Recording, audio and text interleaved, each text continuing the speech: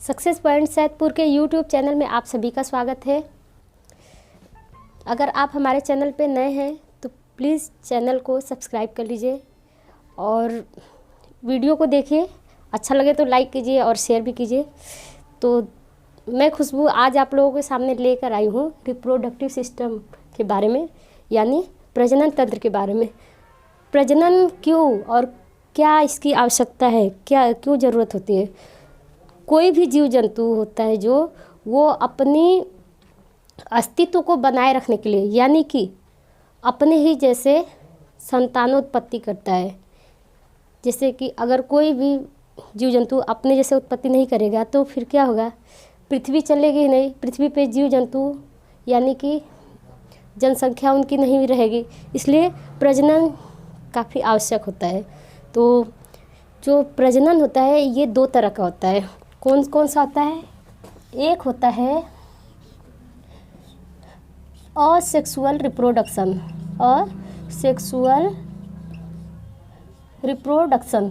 दूसरा होता है सेक्सुअल रिप्रोडक्शन। ठीक, असेक्सुअल रिप्रोडक्शन में ये भी दो टाइप का होता है। एक होता है विखंडन, विखंडन यानी फिशन, फिशन। और दूसरा होता है मुकुलन, मुकुलन यानी कि बडिंग। अब देखिए इसमें क्या अंतर होता है। असेक्सुअल रिप्रोडक्शन क्या है? इसमें रिप्रोडक्शन के लिए नर और मादा की आवश्यकता नहीं होती है। कोई एक ही गैमेट्स होता है और अपनी जैसी संतानों की उत्पत्ति करता है। जैसे कि अब इसमें क्या एक है विखंडन है। विखंडन नाम से खंडन यानी टूटना, विखंडन अपने आप को तोड़ना। तो जैसे कि कोई भी जीव है और ये एक तो मतलब ये खुद ही है। अब इसमें क्या हो गया कि कुछ ऐसा ये प्रोसेस बनाएगा, फिर उसके बाद ये बीच से क्या हो रहा, पतला हो गया, अब फिर अलग हो गया। तो ये अब एक था, अब दो बन गए। तो ये क्या है, मेल फीमेल इसमें तो होते नहीं है। तो यानी कि ये जो होते हैं पेरेंट्स गैमेट्स है और ये जो है संतानोत्पत्ति इनकी हुई।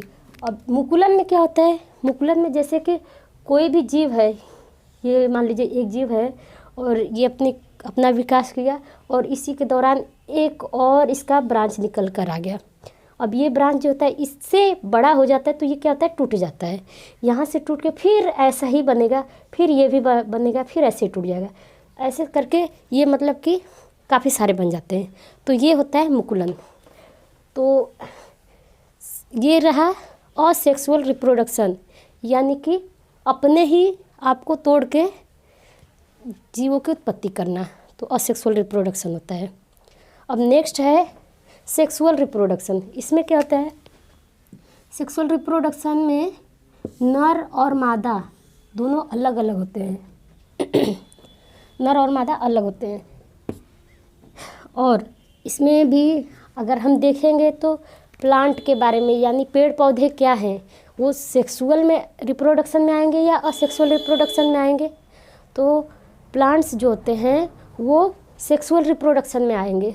अब तो ये बात होगी कि सेक्सुअल रिप्रोडक्शन में क्यों आएंगे, जब उसमें क्या नर और मादा अलग होते हैं? हाँ, नर और मादा अलग होते हैं। जैसे कि आंवला का पेड़ आप लोगों ने देखा होगा, जहाँ पे भी आंवला का पेड़ होगा, एक आंवला का पेड़ अगर वहाँ पे लगाएंगे तो वो नहीं होगा। अगर मान लीजिए हो भी गया तो उस पर फल नहीं लग पाएंगे। तो जाहिर सी बात है कि दो आंवला के पेड़ होना आवश्यक है, एक उसमें नर होता है, एक मादा होती है। ऐसे ही एक और फ्लावर है, बाटल फ्लावर होता है। आप लोगों को इसमें दिखाया गया होगा बाटल फ्लावर के बारे में। उसमें क्या होता है, जैसे कि उसकी जो पत्तियां होती है कुछ ऐसे नुकील टाइप की होती है और ऐसे होता है, ऐसे ऐसे करके। ये मार्च वर्ष के महीने में फ्लावर्स इस पर फूल लगते हैं। ठीक है, ये होता है। इसमें भी ये भी नहीं होता है, एक रहेगा तो कभी नहीं होगा, बस शो पीस के लिए घर पे लगाया जाता है, लोग लगाते हैं। तो नर और मादा इसके भी होते हैं। तो ऐसे ये हो गए सेक्सुअल रिप्रोडक्शन, यानी इसमें नर और मादा अलग होते हैं। तो जो प्लांट में होता है, प्लांट यानी ये किसके अंतर्गत इसका अध्ययन होगा तो बॉटनी के अंतर्गत, किसके अंतर्गत, बॉटनी के अंतर्गत। और जो एनिमल्स होंगे, एनिमल्स में भी होते हैं मेल और फीमेल होते हैं, तो इसमें ये किसके अंतर्गत अध्ययन किया जाएगा, तो जूलॉजी के अंतर्गत। तो हम जो अभी जानेंगे एनिमल्स के बारे में, ठीक है। तो एनिमल्स में भी किसके बारे में, ह्यूमन के बारे में। तो अब हम जानते हैं मेल रिप्रोडक्टिव सिस्टम के बारे में, जिसमें कि जैसा कि दिखाया गया है कि ये जो स्ट्रक्चर है इसमें साइड से देखने पे है, और जबकि ये वाला जो स्ट्रक्चर है सामने से देखने पे है। तो देखते हैं, इसको समझते हैं पहले। ये मेल की पहचान सबसे क्या होती है कि उसमें वृषण होता है। वृषण यानी कि ये एक जोड़ी होता है जो कि पुरुष के पेनिस के नीचे लटका रहता है, और इसकी जो टेस्टिस जो होता है ये 4 से 5 सेंटीमीटर लंबा और 2 से 3 सेंटीमीटर चौड़ा होता है। और ये इसको हम कह सकते हैं कि प्राइमरी सेक्सुअल ऑर्गन होता है। इससे हम पहचान सकते हैं कि ये लड़का है। जैसे गर्भाशय में ही पहचान किया जाता है सेक्स के बारे में कि मेल है या फीमेल है, लड़का है या लड़की है, तो यही पहचान किया जाता है, ना कि ये पेनिस से नहीं मतलब होता है। मतलब किससे होता है, टेस्टिस से होता है, टेस्टिस से पहचाना जाता है। तो इसमें अब देखते हैं, और इसमें जो होता है कि जो पेनिस होता है ये केवल मूत्रवाहिनी और स्पर्म को ले जाने का यानी कि वाहक का काम करता है, यानी पहुंचाने का काम करता है, बाकी कुछ और काम नहीं इसका होता है। अब यहाँ पे देखते हैं कि सबसे पहले ये जो स्ट्रक्चर दिख रहा है ये है यूरेटर यानी मूत्रवाहिनी। वाहिनी मतलब ले जाने वाला। तो एक ऐसी पाइप जो किसी चीज़ को ले जाने के काम करे, उसको क्या कहेंगे, वाहिनी कहते हैं। तो ये मूत्रवाहिनी यानी कि मूत्र को लेके आना। यहाँ पे जो होता है जैसे कि ये मूत्रवाहिनी और यहाँ पे भी है। अगर देखा जाए तो ये कहाँ पे कनेक्टेड होता है, यही वाली कनेक्ट होती है, यहाँ पे किडनी होता है, किडनी। और यहाँ पे होता है एड्रिनल ग्लैंड होता है, और किडनी के थ्रू ही यहाँ पे ये अटैच होता है। तो ऐसे होता है। फिर यहाँ पे मूत्रवाहिनी है, फिर उसके बाद वो आती है, यहाँ पे है ये जहाँ पे स्टोर होता है, जहाँ पे कोई भी चीज़ स्टोर होता है। तो वैसे अगर मूत्र स्टोर है तो मूत्राशय हो जाता है यानी यूरिनरी ब्लैडर होता है। और उसके ठीक नीचे यहाँ पे आप देख रहे होंगे ये जो स्ट्रक्चर है इधर की ये है, यानी कि यहाँ पे ये एक जोड़ी पाया जाता है। ये रहा, पुरुषों में एक जोड़ी पाया जाता है। इसको बोलते हैं सेमिनल वेसल्स यानी शुक्राशय, यानी ऐसा जगह जहाँ पे शुक्राणु स्टोर होते हैं। तो ये होता है, ठीक है। अब यहाँ पे क्या होता है कि यहाँ पे स्पर्म बनते हैं, यानी इसको बोलते हैं वृषण। वृषण में स्पर्म बनते हैं, जैसा कि आप देख रहे होंगे यहाँ पे बनता है। और यहाँ के थ्रू जिस पाइपलाइन से स्पर्म जाता है उसको कहते हैं वैस डिफरेंस। क्या बोलते हैं, वैस डिफरेंस, यानी कि शुक्रवाहक। इसके थ्रू इसमें बनता है और इसके थ्रू जाता है, और किस में जाता है, शुक्राशय में जाता है यहाँ पे। और यहाँ से होते हुए जब आता है इसको कहते हैं प्रोस्टेट ग्लैंड। प्रोस्टेट ग्लैंड जो होता है इसका काम क्या होता है, जैसे किसी को आने जाने के लिए परमिशन चाहिए होता है, वहाँ पे ट्रैफिक पुलिस होते हैं, तो कौन आ सकता है कौन जा सकते हैं, ट्रैफिक पुलिस का यही काम होता है, उनको परमिशन देना कि कौन आना है कौन जाना है। वैसे इसमें प्रोस्टेट ग्लैंड भी एक तरह से ट्रैफिक पुलिस की तरह ही काम करता है, यानी कि कब मूत्र आएगा और कब स्पर्म, यानी क्रोमोसोम्स जो होते हैं स्पर्म होते हैं वो कब आएंगे। तो ये प्रोस्टेट ग्लैंड होता है, उसको कंट्रोल करता है। और उसके बाद होता है, इसको कहते हैं, जैसा कि इसमें दिखाया गया, इसको बोलते हैं bulbo urethral gland. Bulbo urethral gland क्या होता है, ये जो होता है यहाँ पे आपने देखा ना, यहाँ पे क्या हुआ, स्पर्म यहाँ से आया, किसमें आया, शुक्राशय में, शुक्राशय। और यहाँ पे इसको कौन कंट्रोल करता है, प्रोस्टेट ग्लैंड यानी पुरस्थ ग्रंथि, प्रोस्टेट ग्लैंड। और फिर इसके आगे नीचे होता है, ये है, इसको बोलते हैं बल्बो यूरेथ्रल ग्लैंड। इसका काम होता है स्नेहक का, यानी लुब्रिकेशन का काम करता है, यानी सेक्स के दौरान जो एक तरल पदार्थ होता है चिपचिपा सा, वो होता है, वो स्नेहक होता है, ठीक है। अब उसके थ्रू यहाँ पे फिर आता है और यहाँ से आते हुए बाहर निकल आता है, ठीक है। यानी यूरेथ्रा के माध्यम से। तो यूरेथ्रा एक ही पाइपलाइन होती है, चाहे मूत्र हो चाहे स्पर्म आने का, दोनों का एक ही पाइपलाइन है, वो यूरेथ्रा ही है, ठीक है। और पेनिस जो है ये एक माध्यम है, ये मांस से ढका हुआ एक स्ट्रक्चर होता है। तो यहाँ पे ये स्ट्रक्चर इसका रहा। और प्रोस्टेट ग्लैंड यानी कि शुक्राशय, सेमिनल वेसिकल और प्रोस्टेट ग्लैंड में एक सेमिनल प्लाज्मा बनता है। सेमिनल प्लाज्मा में क्या क्या होता है? सेमिनल प्लाज्मा में फ्रक्टोज, कैल्शियम और कुछ एंजाइम्स होते हैं। जब किसी लड़की का रेप अगर हो जाता है तो उसमें पता है क्या चेक किया जाता है? फ्रक्टोज का चेक किया जाता है, क्योंकि पुरुषों में फ्रक्टोज पाया जाता है जबकि महिलाओं के वजाइना में फ्रक्टोज नहीं पाया जाता है।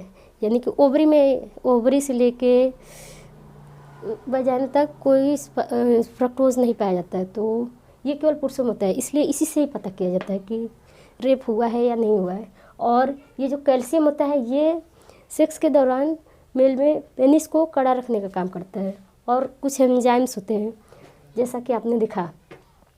अब यहाँ पे इतना बता दिए। अब हाँ, एक चीज़ और है जिसको बोलते हैं वृषण कोश यानी स्क्रोटम। स्क्रोटम क्या होता है? जिसमें कोश मतलब जिसमें कोई चीज़ रखा हो उसे कोश कहते हैं। तो वैसे वृषण कोश यानी जिसमें स्पर्म सुरक्षित रखा गया हो, ठीक है। तो इसका जो ये शरीर से बाहर क्यों होता है, शरीर के अंदर क्यों नहीं होता है? क्योंकि शरीर से बाहर होने का रीज़न ये है कि किसी भी वृषण कोश का टेम्परेचर हमेशा शरीर से 2 या 3 डिग्री सेल्सियस कम ही होता है। ज़्यादा होगा तो स्पर्म जो होते हैं डिस्ट्रॉयड हो जाएंगे, यानी कि नष्ट हो जाएंगे। इसलिए ये शरीर से बाहर ही होता है। यहाँ पे एक चीज़ और देखा हमने कि इसका बनने का क्या प्रोसेस है, यानी स्पर्म कैसे बनता है। यहाँ पे ये वृषण कोश है। वृषण कोश को अगर काट दिया जाए तो इसमें 250 कक्ष होते हैं। 250 कक्ष मतलब कि एक केवल वृषण कोश में 250 कक्ष होते हैं। तो दोनों को अगर मिला दिया तो 500 कक्ष होते हैं। एक वृषण कोश में 250 कक्ष होते हैं, तो ऐसे दोनों में अगर मिला दिया तो कितने होते हैं? 500 कक्ष होते हैं।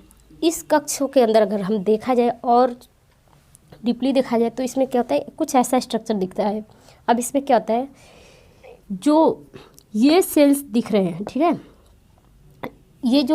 ये वृत्ताकार दिख रहा है कुछ ना, इस स्ट्रक्चर में एक कुछ ऐसे सेल्स दिख रहे हैं, ये जो होते हैं गोलाकार है, इसमें डॉट है।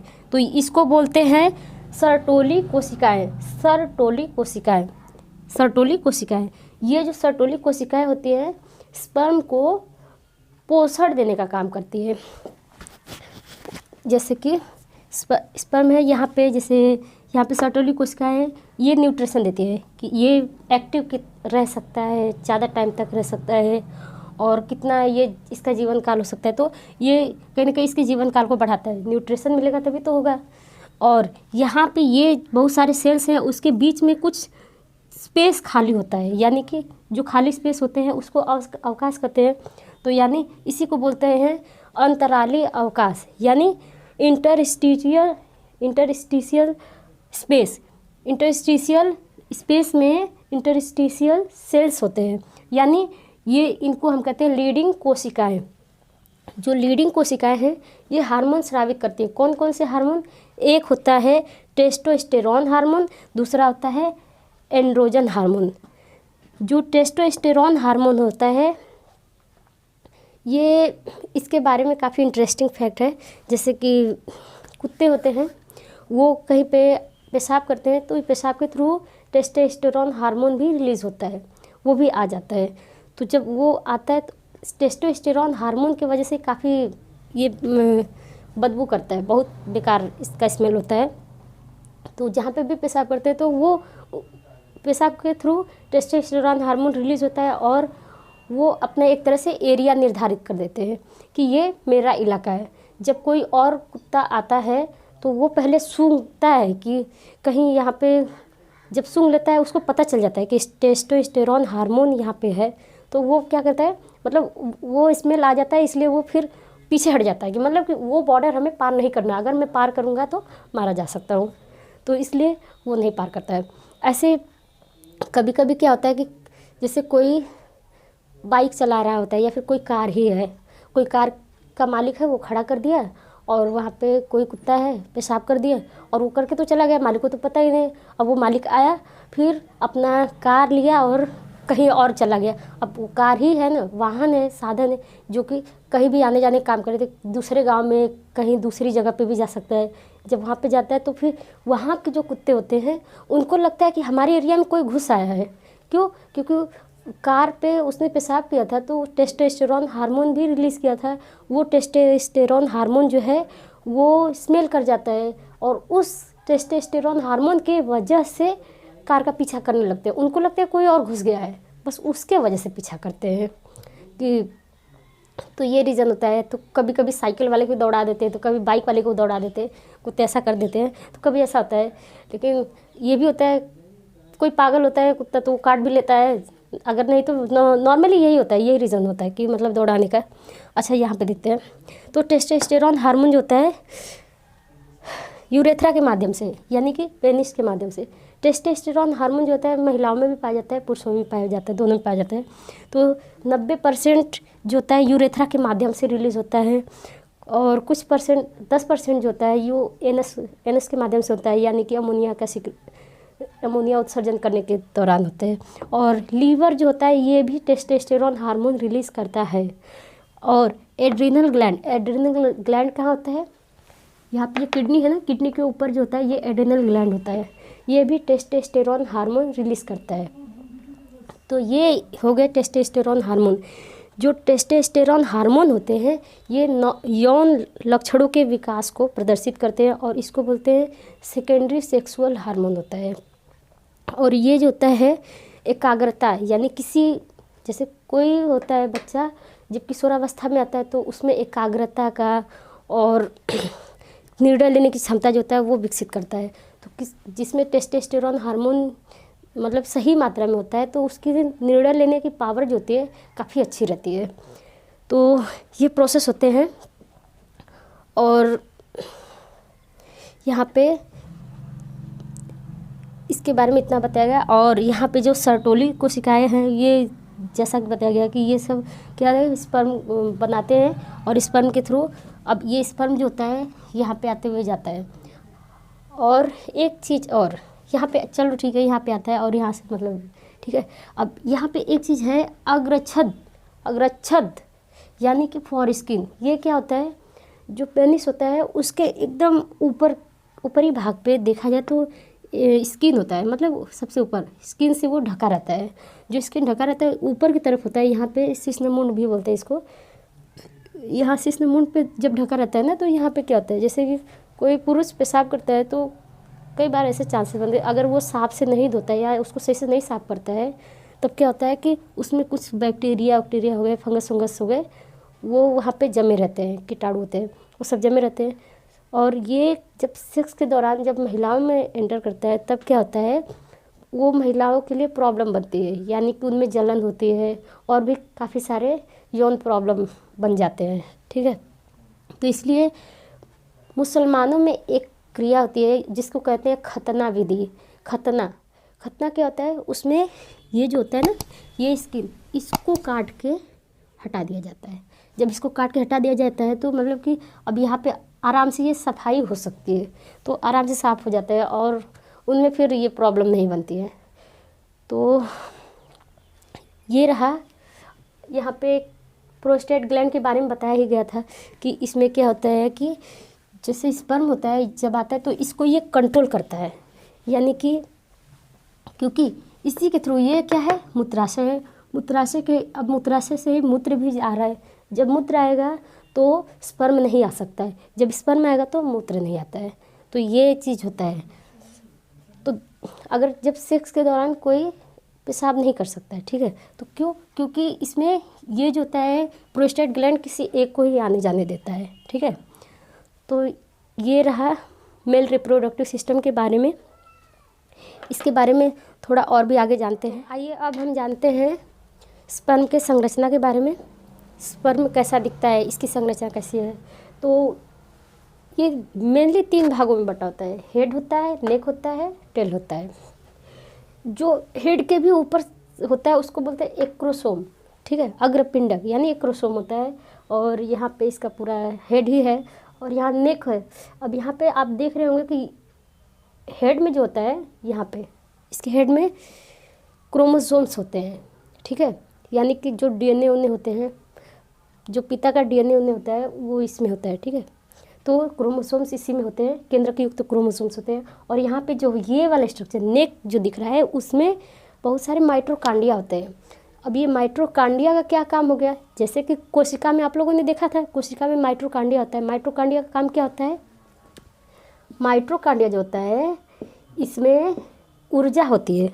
माइटोकांडिया को पावर हाउस ऑफ एनर्जी यानी ऊर्जा का घर भी कहते हैं। यानी कि इसमें ऊर्जा किस रूप में होता है, एटीपी के रूप में।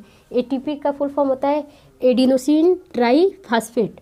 और एटीपी जब इसको स्टोर रहता है, ऊर्जा जो एटीपी के रूप में संचित रहता है, जब ज़रूरत पड़ती है तो एटीपी चेंज हो जाता है एडीपी में यानी एडिनोसिन डाईफॉस्फेट। और इसके दौरान बताया गया था, इसके पहले वाले जैसे कि उसमें फेफड़े का जब हमने वीडियो डाला था उसमें डाला गया था कि एटीपी एडीपी के रूप में, और यहाँ पे कार्बन डाइऑक्साइड मुक्त होता है, ऐसा बताया गया था। तो वो छोड़िए, यहाँ पे एडीपी के रूप में यानी ऊर्जा निकलती है। ऊर्जा, इस ऊर्जा की कब आवश्यकता होती है, जब ये स्पर्म होता है, जब फीमेल के ओवम की तरफ जाता है, क्योंकि ओवम में माइटोकांड्रिया कोई नहीं होता है। तो जैसे ही अंडाशय से अंडाणु निकलता है तो वो वहीं पे होता है। एक फैलोपियन ट्यूब होता है महिलाओं में, उसके बारे में हम अगले वीडियो में डिस्कस करेंगे, फीमेल रिप्रोडक्टिव सिस्टम के बारे में तब बताया जाएगा।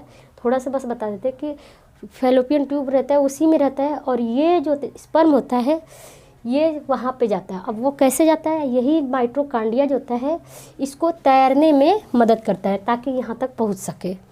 अब जो पुरुष होता है एक सेक्स के दौरान यानी एक बार में कितना सेक्स हार्मोन रिलीज करता है, एक बार में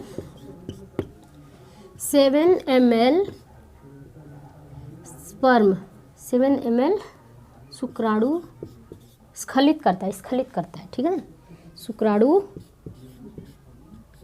स्खलित करता है। अब इस 7 ml में 20 से 30 लाख स्पर्म होते हैं, 20 से 30 लाख स्पर्म होते हैं। और लेकिन इसमें 20 से 30 लाख स्पर्म में से केवल एक ही स्पर्म की आवश्यकता होती है एक बच्चे को बनाने में।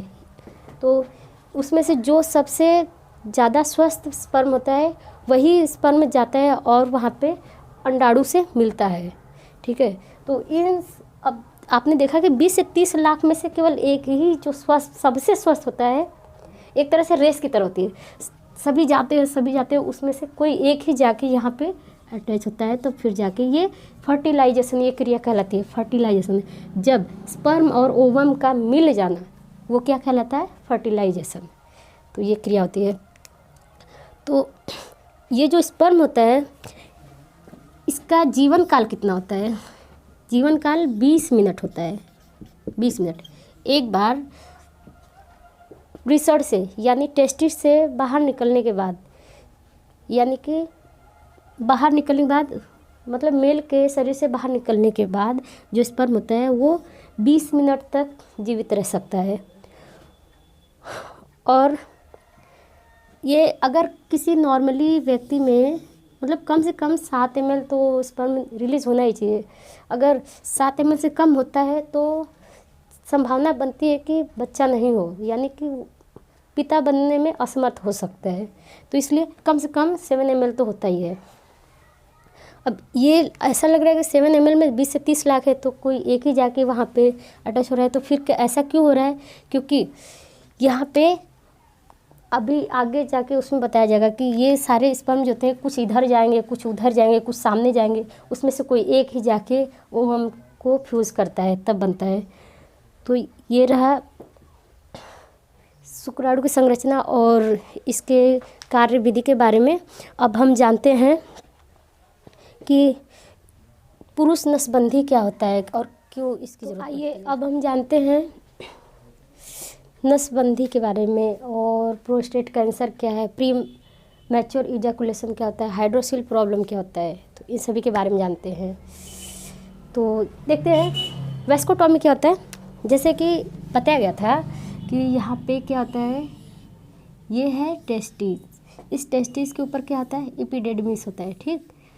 और यहाँ से इस टेस्टिस से कनेक्टेड क्या होता है, इसको बोलते हैं वैस डिफरेंस। क्या होता है, वैस डिफरेंस, ठीक, वैस डिफरेंस होता है। और यहाँ से कनेक्टेड होता है, यहाँ पे होता है प्रोस्टेट ग्लैंड। क्या होता है, प्रोस्टेट ग्लैंड होता है, और ये होता है पेनिस होता है। यहाँ पे क्या हुआ, जब ये प्रोस्टेट ग्लैंड क्या करता है, ये कंट्रोल करने का काम करता है कि पेशाब जाएगा या स्पर्म जाएगा, ठीक। अब यहाँ पे स्पर्म को ले जाने का कौन काम करता है, वाहिनी, कौन सी वाहिनी, वैस डिफेंस यानी शुक्र वाहिनी, ठीक है। वैस डिफेंस जो ये वाहिनी है यही काम करती है। अगर इसी को काट दिया जाए, यानी वैस वाहिनी को काट दिया जाए, तो फिर क्या होगा, फिर स्पर्म तो आगे नहीं बढ़ेगा। जब स्पर्म आगे नहीं बढ़ेगा तो अनचाहा बच्चा तब मतलब नहीं होगा, यानी कि जब बच्चे की नहीं आवश्यकता होती है तब यही नसबंदी करा दिया जाता है। यानी कि जनसंख्या भी काफ़ी बढ़ी, तो जनसंख्या को कंट्रोल करने के मकसद से वेस्कोटॉमी यानी वैस डिफेंस को काट दिया जाए, यानी यहाँ से काट दिया जाए। तो इसकी टॉमी मतलब काटना, वैस मतलब क्या है, वैस को, तो वैस्कोटॉमी इसी को बोलते हैं, वैस्कोटॉमी, ठीक। इसी को काट के बांध दिया जाता है, तो इसी को बोलते हैं वैस्कोटॉमी यानी नसबंदी होता है। और महिलाओं में वैस्कोटॉमी, जैसे इसमें पुरुषों में वैस्कोटॉमी होता है, वैसे महिलाओं में क्या होता है, महिलाओं में नस नहीं होती, महिलाओं में होता है फैलोपियन ट्यूब होता है, तो वो उसको काटा जाता है। तो फैलोपियन ट्यूब है वो क्या है, एक तरह से नलिका है। नलिका, जब नस थोड़ा सी चौड़ा हो उसको नलिका बोलेंगे, तो नलिका का तो नलबंदी होता है महिलाओं में, ठीक। पुरुषों में क्या होता है, नसबंदी, महिलाओं में नलबंदी होता है, ठीक है। अच्छा, अब एक प्रॉब्लम होती है प्रोस्टेट कैंसर। प्रोस्टेट कैंसर कैसे होता है, जैसे इसका कई रीज़न हो सकता है, ज़रूरी नहीं है, लेकिन कई बार क्या होता है, मस्टरबेशन क्या होता है, मस्टरबेशन होता है जब कोई पुरुष जानबूझ के स्पर्म निकाल लेता है तो उसको बोलते हैं मस्टरबेशन। और ये क्रिया बहुत ज़्यादा कर दिया जाए तो क्या होता है, कैंसर की प्रॉब्लम हो जाती है। वो कौन सी कैंसर की प्रॉब्लम, प्रोस्टेट कैंसर। क्यों, इसमें क्या होता है, ये जो अब इसका काम क्या था, यही कंट्रोल कर रहा था, स्पर्म को जाना है कि नहीं जाना है यही कंट्रोल कर रहा था। अब क्या होता है, बार बार मस्टरबेशन से ये कमज़ोर हो जाता है, प्रोस्टेट ग्लैंड होता है ये कमज़ोर हो जाता है। जब ये कमज़ोर होता है तो एक कैंसर का रूप धारण कर लेता है, ठीक है। अब है प्री मैच्योर इजैकुलेशन। ये क्या होता है, प्री मैच्योर इजैकुलेशन, इसमें जो होता है ये प्रोस्टेट ग्लैंड का ही प्रॉब्लम होता है। ये जो होता है सही से काम नहीं कर पाता है, तो मतलब कई बार होता है प्री मैच्योर इजैकुलेशन, इसको बोलते हैं शीघ्र पतन। यानी कि शीघ्र पतन क्या होता है, संभोग से पहले या संभोग के टाइमिंग में ही जल्दी ही शुक्राणु का निकल जाना प्री मैच्योर इजैकुलेशन कहलाता है, ठीक है।